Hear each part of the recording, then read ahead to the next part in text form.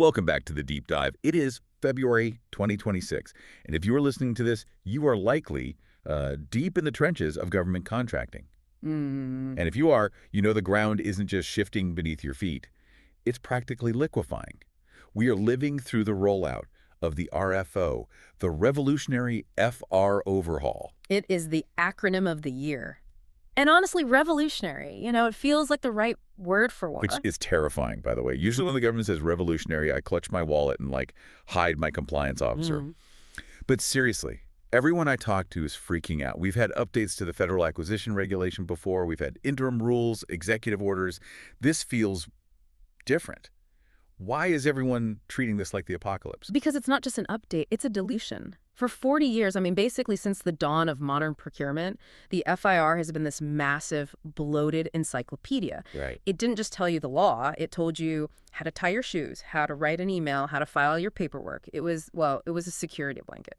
A very thick, heavy, confusing security blanket. Exactly. But now, in 2026, the government has ripped that blanket away. They have stripped the FIR down to the studs.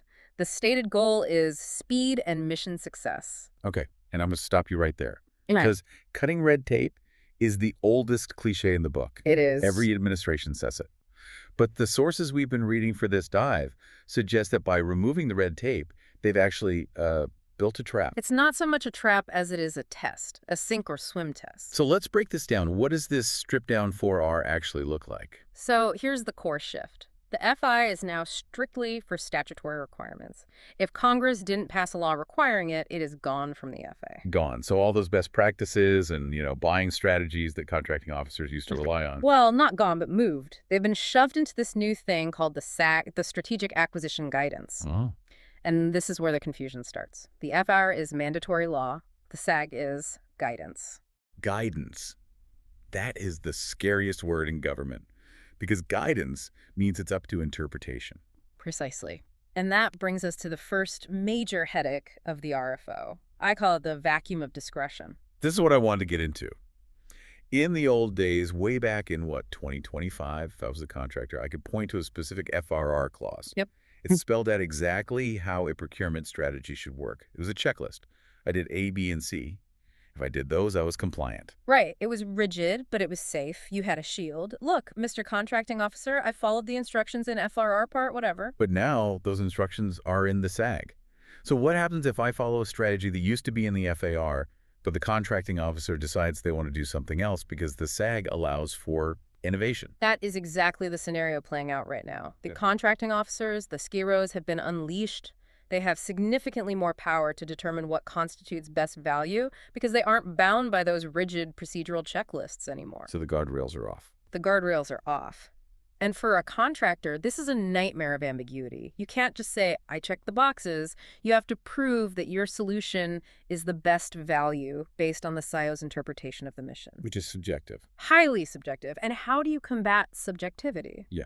You usually can't. You just argue. No, you combat it with radical transparency. That's the implication the experts are highlighting. Since you can't rely on a compliance checklist to win, you have to open up the hood of your business. I see. You have to show the CIO exactly why you are efficient, why your costs are what they are, and why you are low risk. So simplification of the rules actually means complication of the proof. I have to show more leg just to get a seat at the table. Exactly. You aren't competing on compliance anymore. You're competing on data visibility. Which is a perfect segue to the second massive thing hitting us in fiscal year 2026. If the RFO is the earthquake, this next part is the tsunami. We need to talk about mandatory TDR. Transactional data reporting. Now, I know the acronym. We've heard about it for years. It was a pilot program. It was optional. It was this thing GSA toyed with. But looking at the documents for FY 2026, the party is over. The party is definitely over. As of this fiscal year, TDR is mandatory for all GSA multiple award schedule holders. If you have a MAS contract, you are doing TDR, period. And this replaces the old CSP, right? The commercial sales practices. Yes. And we should mourn the CSP for a moment because for all its flaws, we knew how to game it or rather, how to manage it. Careful, we're being recorded. You know what I mean. Under the CSP, you disclosed your pricing practices up front, you negotiated a discount based on your most favored customer, and then you were largely left alone. Right. It was a snapshot. Here's how I price things. The GSA has realized that snapshots are useless. They don't want a snapshot of your promises. They want a live feed of your reality. So they've abandoned the CSP disclosures. Entirely. Which sounds good, right? No more disclosures. Yeah, that sounds great. It sounds good until you read the fine print. Instead of that disclosure, you must report 16 specific data elements. Okay, 16. I hear that number and I think that's not too bad. I have 16 apps on my phone. You are falling into the trap. It's 16 data elements per transaction, per line item. Whoa. Let's do the math. Let's say you're a mid-sized contractor. You sell IT hardware or office supplies. You process, say, 5,000 orders a month. Okay, 5,000 orders, sure. And each order has, on average, maybe 2 line items. That's 10,000 line items. I see where this is going. 10,000 line items times 16 data elements. That is 160,000 unique cells of data. Every month. Every single month. Description, quantity, price paid, part number, manufacturer info. Just granular detail. And if I mess up one of those cells, Right. if I fat finger a part number or the price paid column is off by a decimal, Then your data doesn't match the payment the government sees, the GSA system flags it, and now you don't just have a typo, you have a compliance violation, you are in audit territory. my blood pressure just spiked because I know that there are companies out there right now listening to this who are planning to do this on a spreadsheet. Oh, absolutely. Master tracking sheet, Feb 26, final v2.xlsx. It's suicide. It is. The sources are incredibly clear on this.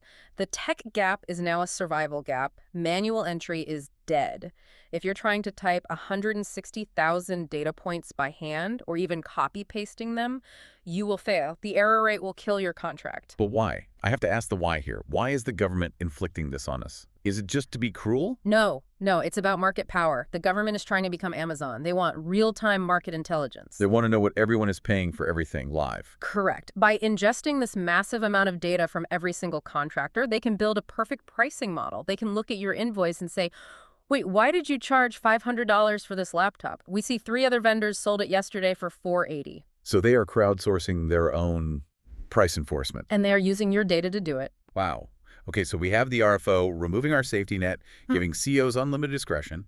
We have TDR demanding 160,000 data points a month so the government can price check us. But we haven't even touched the money yet, the rates. The modernizing of indirect rate structures, this is, the third pillar of the 2026 shift. And again, the sources position this as a benefit of the RFO. They say contractors can now be more agile with their rates. What does that actually mean? It means the death of the peanut butter spread. Explain that for the non-accountants in the room. So traditionally, contractors often had very rigid, monolithic rate structures. You'd take all your overhead rent, lights, HR, IT, throw it in one big bucket and spread it like peanut butter across every hour you build. Simple. Simple, but inaccurate and slow. Negotiating those massive provisional billing rates took forever. And remember, the RFO is all about speed. So what's the new model? The trend in 2026 is toward 2-tier or 3-tier structures, specifically using service centers. Think of it like this. Instead of everyone paying a flat fee for the office gym, whether they use it or not, you only charge the people who actually swipe their badge. Okay, that makes sense, especially now. I mean, half my workforce is in Idaho, working from their basements. Why should my rate on their labor include the cost of the fancy headquarters in D.C.? Exactly. That's the service center concept. You isolate the HQ costs and only apply them to the people sitting in HQ. You isolate the high-tech cloud infrastructure and only apply it to the projects that use it. So my rates become more competitive because I'm not burdening my remote engineers with overhead they don't generate. Right. You can bid lower on those remote contracts because your remote overhead rate is tiny. That's the agility. Okay, I like that. That sounds like a win. It is a win. And it's always a but. The DCA, the Defense Contract Audit Agency, is not stupid. They know that agile rates can also be a great place to hide money. Of course. So while the FAR lets you have these flexible structures, the DCAA has responded by demanding trend analysis. Trend analysis. They want to see movies, not photos. They want to track your indirect costs month over month to ensure you aren't manipulating those service center pools to game the system. So we'll let you have complex, flexible rates, but we're going to watch them like a hawk every single month. Autonomy with accountability. It keeps coming back to that. Okay, so let's pause and look at the whole picture. I'm a contractor. 1, I need to give the CEO total visibility to win best value. Mm-hmm. 2, I need to report thousands of line items of TDR data monthly without errors.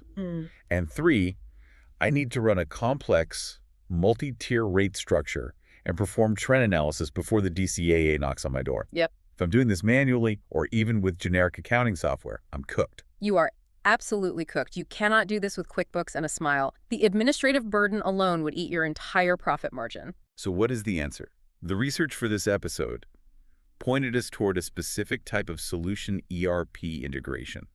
And specifically, we kept seeing Daston Corporation come up. Right. And to be clear, we aren't talking about them because they bought an ad. We're talking about them because they seem to be one of the few who actually read the RFO and built a tool for it. They've been around since the 90s, right? 1992. SBA certified hub zone, woman-owned small business. So they're contractors themselves. They feel this pain. So what are they doing that's different? Because everyone claims to be GovCon compliant. The difference is the platform. They built a solution called DCAA On Demand that lives inside NetSuite. NetSuite is the ERP. Yes, and that integration is the key to solving the problems we just listed. Let's look at the TDR nightmare again. 160,000 data cells. A nightmare. Because Daston is native to NetSuite, it doesn't need you to type anything. When you process the sales order in the system, the software already knows the part number, the price, the quantity, the manufacturer. So it just grabs it? It automatically extracts all 16 mandatory data elements directly from the transaction records. It compiles the report, you click a button. That turns a 2-week panic into a 5-minute review. Exactly. It solves the tech gap instantly. But the part that impressed me more was the rate structure side. The service centers. Right. Most accounting software hates complexity. It wants one overhead rate. Daston's SuiteApp handles unlimited user-defined allocation pools. Unlimited. So I can have my remote worker pool, my HQ pool, my secret lab pool. As many as you need. And it automatically calculates the actual versus target rates in real time. So that trend analysis the DCAA wants. You have it on your dashboard. You can see if your rates are drifting out of bounds before the month ends. You can fix it before it becomes an audit finding. That is huge. It's like having a DCAA auditor sitting in your computer, but working for you instead of against you. That is a great way to put it. And it ties back to that first point, winning the contract. The transparency. Yes. Daston provides these project status reports. So when you are sitting across from that empowered contracting officer and they ask, why is your cost structure this way? You don't stammer. You pull up the report. You show them the data. You give them the best value justification on a silver platter. You make it easy for them to say yes. And in this new vacuum of discretion, the contractor who makes the CO feel safe is the contractor who wins. It sounds like the tool is basically a digital survival kit for 2026. It really is. They're also a premier Google Cloud partner, so they have the AI and cloud architecture chops, but the core value here is just survival. It's knowing that the rules have changed from follow the checklist to prove your worth with data. So let's wrap this up. We've covered a lot of scary ground. The FAR is gutted, TDR is mandatory, and the auditors are watching our trends. What is the one thing you want our listeners to take away from this? My synthesis is this. Do not mistake deregulation for relaxation. The RFO is a digital transformation signal. The government is shouting that they are becoming a digital entity. They're moving from paper to pixels. And if you are operating in analog, if you are still relying on manual inputs and gut feelings, you are becoming incompatible with your only customer. Compliance is now synonymous with technical agility. You can't separate them. It's not just about avoiding fines anymore. It's about being able to speak the same language as the government's computers. Precisely. That is a sobering thought. But I want to leave everyone with one more thought, something to keep you up at night. Oh, good. We talked about how the government is collecting this real-time market intelligence via TDR. 16 data points on everything. Right.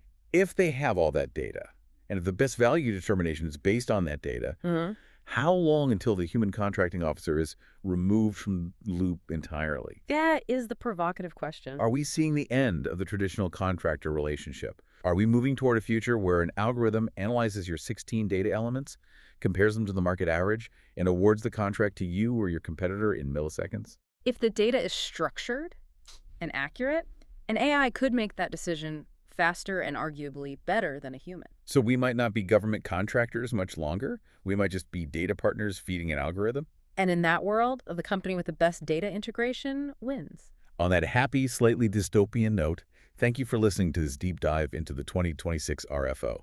Check your rate structures, automate your TDR, and maybe give Daston a look before the DCAA gives you one. We'll see you in the next deep dive.